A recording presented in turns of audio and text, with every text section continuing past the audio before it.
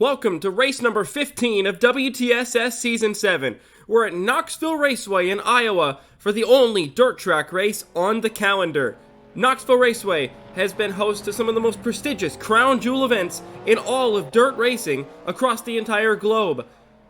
And for the last 4 seasons, it's had the privilege of hosting WTSS at their halfway point of the season.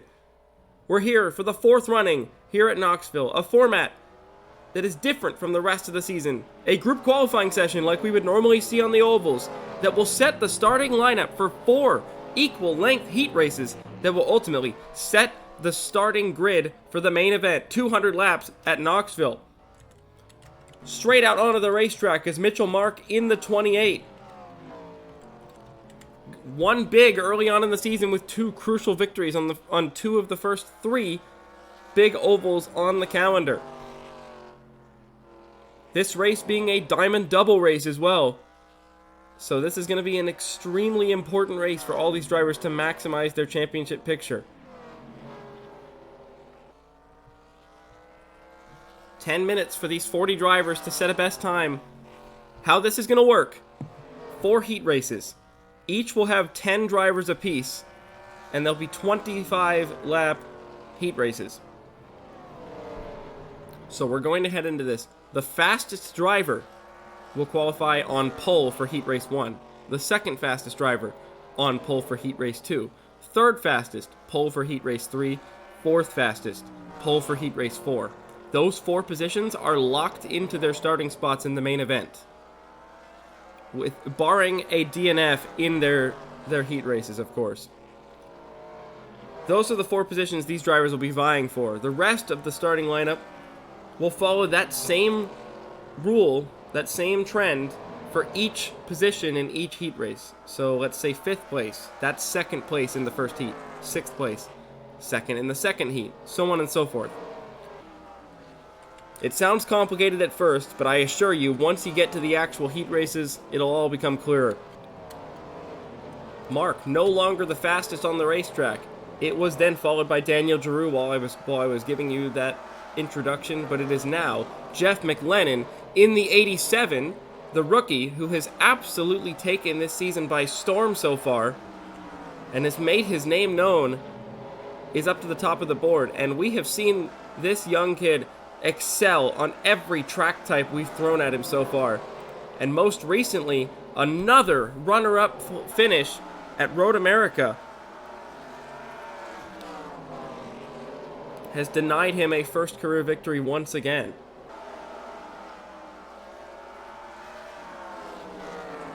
Nope. That's not what happened.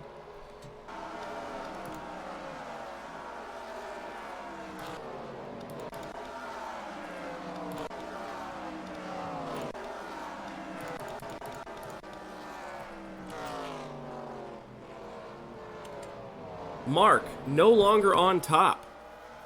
Daniel Giroux had it briefly, but now Jeff McLennan in the 87 has been the driver who has taken over that top position at the provisional pole of this event currently.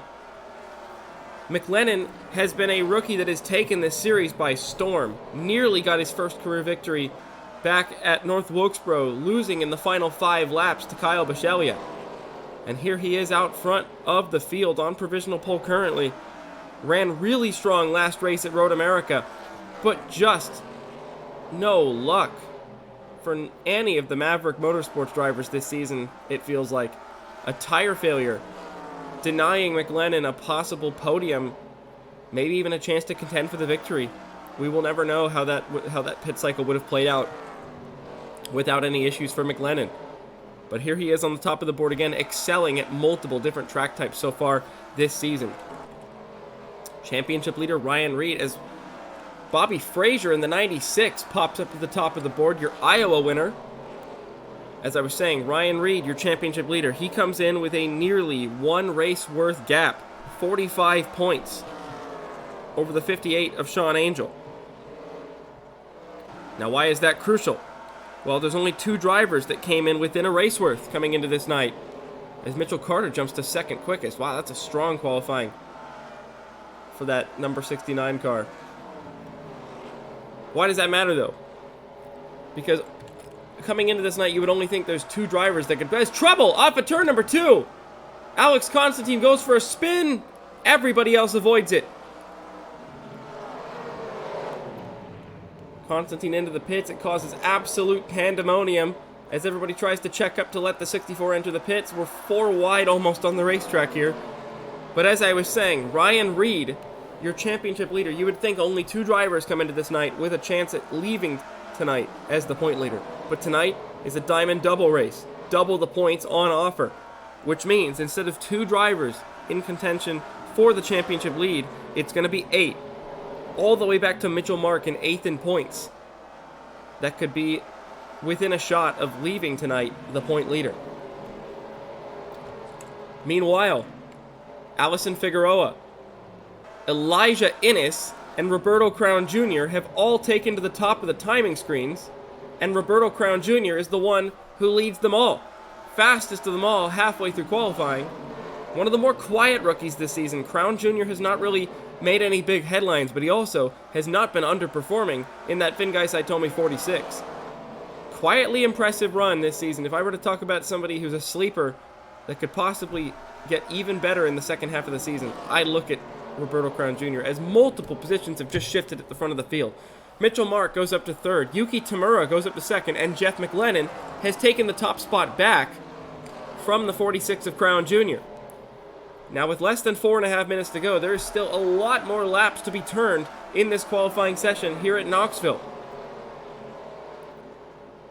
But those crucial 4 positions, the ones that are the most important, that will be locked into the main event, are McLennan, Tamura, Mark, and Crown Jr. currently.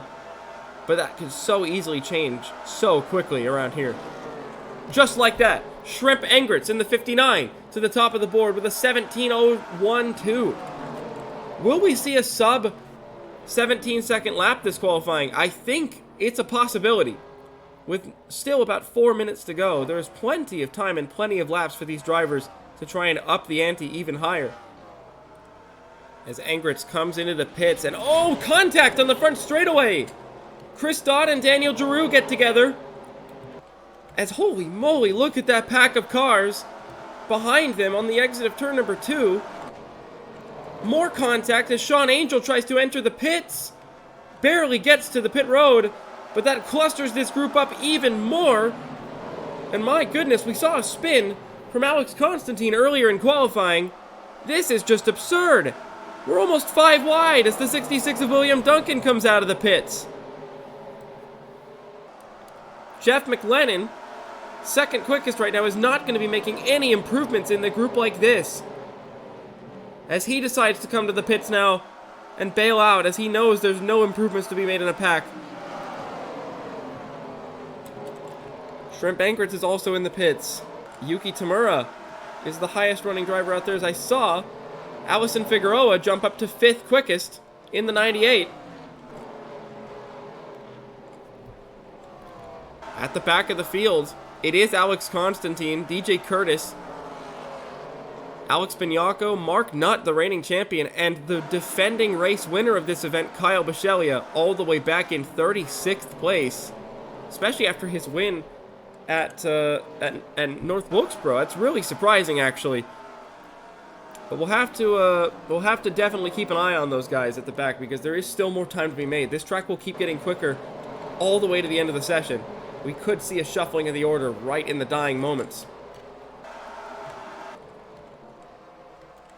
Multiple drivers out there with really fast times are in the pits getting adjustments and fresh tires.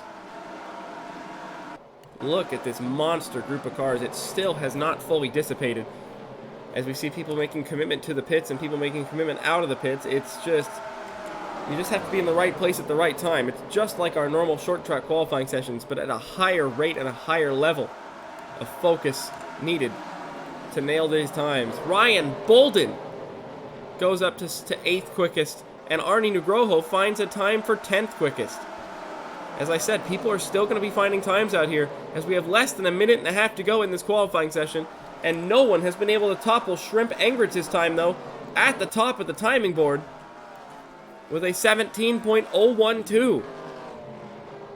Oh, trouble again for Alex Constantine off of turn 2, and it's a big crash this time. Brandon Crasta, Patrick Smith, Elijah Innes are all in it. Angritz is going to be completely halted in his progress. Logan Hill's going to get a piece of it right there. I think the 81 of Sebastian Van Dalen might have gotten a part of it. And there's Chris Dodd clashing into the side of Elijah Innes as he was trying to get back to the pits. Like I was saying, absolute focus needed around Knoxville to nail this qualifying and to not get yourself in trouble as people are coming in and out of the pits at this track. It can get really hairy. Less than a minute to go before we hit standby, which will lock people into starting their final push laps of the session. Daniel Voiles, just like he has done on multiple times this season, has found a lap time. When we didn't think it was possible to find any more, he goes up to 7th quickest. That will start him second in the third heat. Time is expiring now. Standby will begin. Final seconds to complete your laps. If you haven't started one, you're not going to make a new improvement. Everybody coming across the line. I don't see any shift in the timing sheets so far. Angritz will be the last one to come across the line. He's already on provisional pole. No improvements in the top 10. Shrimp Angritz is on provisional pole for the event at Knoxville. Jeff McLennan, Yuki Tamura, and Mitchell Mark will make up the top 4 that are all locked into their provisional starting positions for the main event and will start on pole for each of their respective heat races. It's Shrimp Angritz on provisional pole for the 200-lap event at Knoxville. The drivers also locked into their starting positions and will be on pole for their respective heats are Jeff McLennan in the 2nd heat, Yuki Tamura in the 3rd heat, and Mitchell Mark in the 4th heat. Each position from this qualifying session sets the order for each of the 4 heats, which will decide the definitive starting order for the main event at Knoxville. Without further ado, let's jump on from qualifying and head to the first heat race.